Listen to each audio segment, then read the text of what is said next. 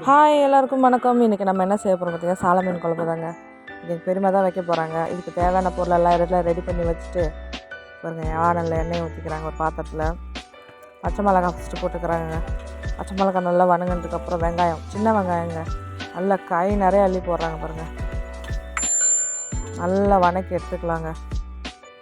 வணங்கினதுக்கப்புறம் பூண்டு நசுக்கி வச்சுருக்காங்க, அதையும் போட்டுக்கிறாங்க. இங்கே பாருங்கள், கடல் பக்கத்துலேயே இருக்கிறதா ஃப்ரெஷ்ஷான மீன் கிடைக்குங்க. அப்பப்போ அன்னன்னைக்கு பிடிக்கிறவங்க தான். புளியும் ஊற வச்சுருக்காங்க. தக்காளி வெங்காயம் ஒரு நல்லா வணக்கிட்டுக்கிறாங்க. மாங்காவும் சேர்த்து வணக்கிக்கிறாங்க பாருங்கள். மூடி வச்சிடுறாங்க. புளியை கரைச்சிட்டாங்க. அதுக்கு அந்த தக்காளி எப்படி நல்லா வணங்கி வந்துருப்பாங்க. மிளகாய்த்தூள் போட்டுக்கிறாங்க கொஞ்சமாக.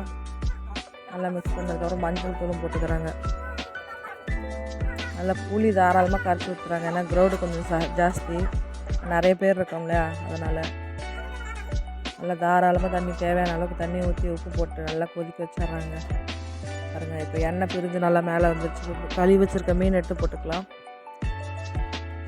குழம்பு ஒரு டக்குன்னு ஆயிருங்க. ஒரு 10 நிமிஷம் கூட ஆகாது, ஈஸியாக முடிஞ்சிடும் எல்லாம் ரெடி பண்ணி வச்சிட்டா.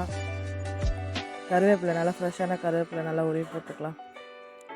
ஒரு கொதி வந்தோடனே மீன் மசாலா போட்டுக்கலாங்க. மீன் குழம்பு மசாலா இது போட்டு ரொம்ப நேரம் கொதிக்க வைக்கக்கூடாது. ஒரு கொதிலே ஆஃப் பண்ணிடுறாங்க பாருங்கள். சூப்பராக ரெடி ஆயிடுச்சு பாருங்கள்.